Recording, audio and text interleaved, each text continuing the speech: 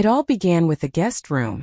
Thus, tales of this nature invariably commence, pure, mundane, and easily overlooked. A suitcase rests by the entrance. A hug that stretches into an extra heartbeat. A voice that had long been absent, now echoing. Greetings. Are you still brewing that delightful cinnamon coffee in the mornings? Lucas, the younger brother of my husband, the life of the party at family gatherings, the eligible gentleman with an impeccable jawline, and a laugh that effortlessly sweeps your thoughts away. He was never truly mine. Should never have been. Yet, as he stepped across our threshold that summer, a transformation stirred within me. Negative. Unmoved. Awoke from slumber. For years I had drifted through life in a haze, untouched by the sensation of true wakefulness. Marriage possesses a unique ability to wrap you in layers. Organized, orderly, and expected. You transform into the woman who keeps track of birthdays, fills the fridge, and arranges the dentist visits. You fall silent, effective, a mere shadow in the familiar confines of your dwelling. Yet that evening, as Lucas set his duffel bag down at the foot of the guest bed, he regarded me as if I remained the focal point of the performance. Do you still have that painting nook in the sunroom? He inquired, his fingers gliding over the weathered surface of the upright piano that had long been untouched. I blinked. That term has fallen out of use, I remarked. A smile graced his lips.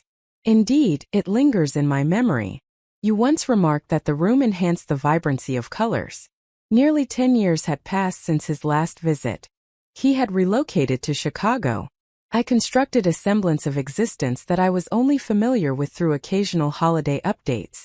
Yet here he was returning for the summer once more, engaging in remote work, assisting their mother with the relocation, resting quietly just a few steps away. During that initial week, all seemed to unfold as expected. Evening repast at 7 o'clock. 8 dishes washed. My husband, Mark, drifts off to sleep with the TV remote perched on his chest, just as he always does. Lucas and I would share playful glances over the remnants of yesterday's meal. I reassured myself that it was nothing more than that. Innocuous. One evening, Mark found himself on a late work call. As I poured myself a cup of tea, Lucas strolled into the kitchen. You still hum when you're lost in thought, he remarked, propped against the fridge. You've always had that way about you, even when I was merely the bothersome younger sibling trailing behind. A chuckle escaped my lips. Gentle. Introspective. I was unaware that I continued to do so. I observed, he remarked. There was an unsettling quality to his words that sent a shiver down my spine. It was never about the words. It was the focus. His gaze lingered on me, as if I were someone deserving of his attention. Not a spouse, not a parent, simply myself. Later that night I found myself in the bathroom, toothbrush in hand, and for a moment, my reflection appeared to me in a new light.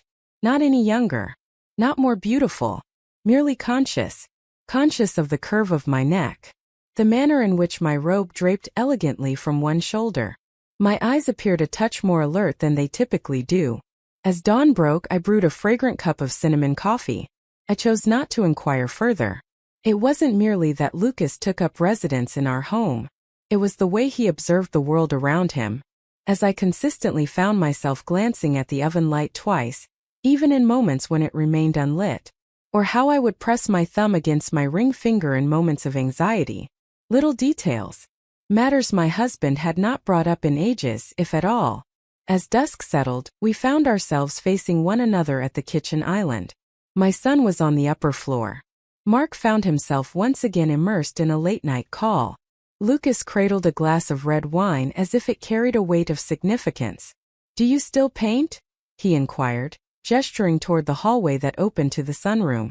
I gave a slight shake of my head. There's no time. He gazed at me, truly gazed, and remarked, You once spoke of painting as if it were your lifeline. It had been years since anyone had spoken to me in such a manner.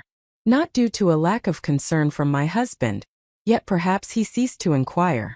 Perhaps I ceased my volunteering efforts. I took a deep breath, attempted to brush it aside with humor. It has become more challenging now. Everything transforms when you step into the role of a wife, one's mother. Lucas inclined his body, eager and attentive. forearms resting on the countertop, gaze gentle, unwavering.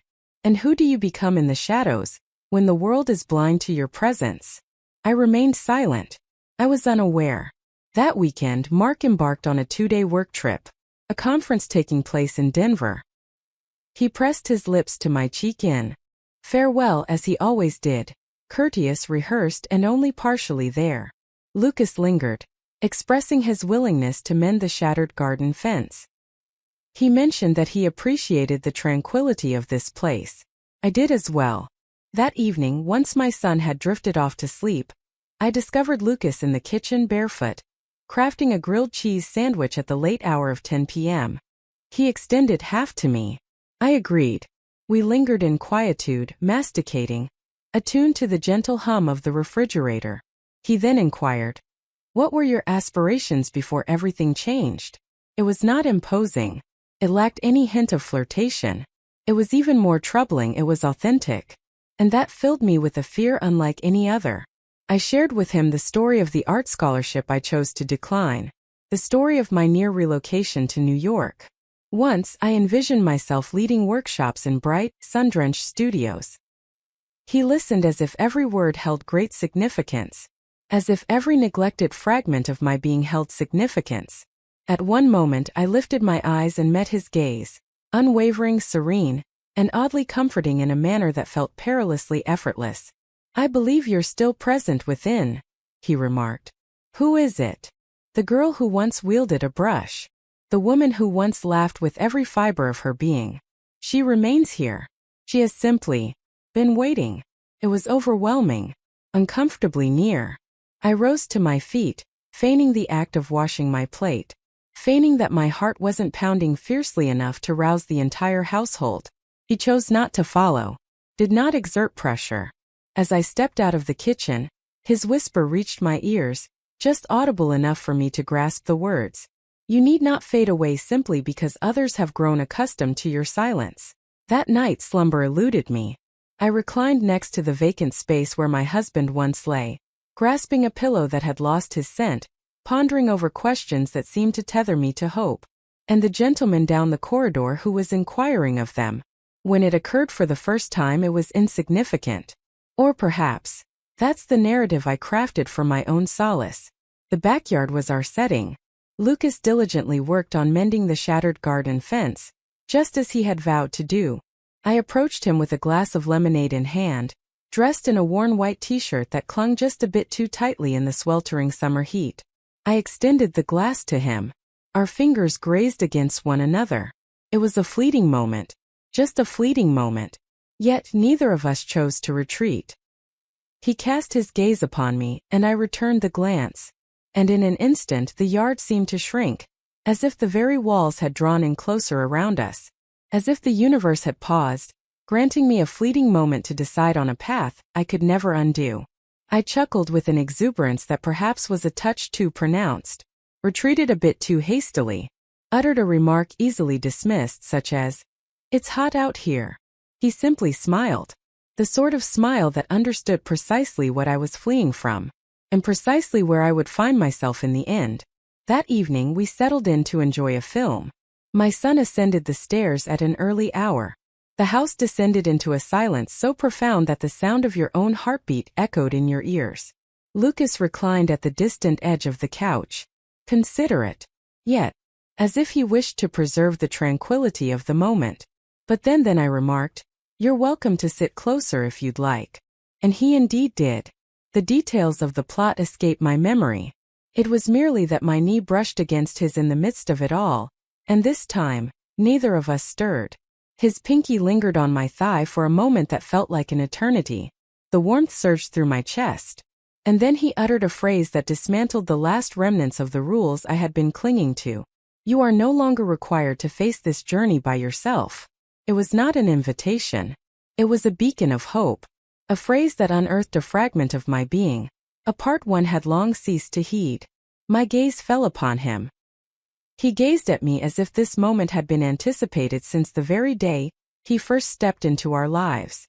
I was the one who initiated the kiss. I can't recall the moment of leaning in, just the sensation of surrendering to the fall. His lips were a blend of wine and flames, as if a person had mastered the art of self-control, yet ultimately chose to cast it aside. His hands remained still. They lingered in anticipation, outlined my jawline. I tucked my hair behind my ear, and I allowed it to happen. Allow them to unravel me. Allow them to evoke the feelings of being desired once more. The duration of our stay remains a mystery to me, enveloped in that perilous, charged stillness. Yet, as I finally rose to my feet, I murmured, "This must not occur once more." He gave a slight nod, yet his eyes conveyed a different message. It will. Later that night, I found myself in the bathroom, my toothbrush idle in my grasp, gazing intently at my reflection. My lips remain tinged with a vibrant hue. My skin remains warm. And within me, a tempest I hadn't experienced in ages. It is not love, not desire. Something more troubling. Desire. The following morning I meticulously folded the laundry, my hands trembling with unease.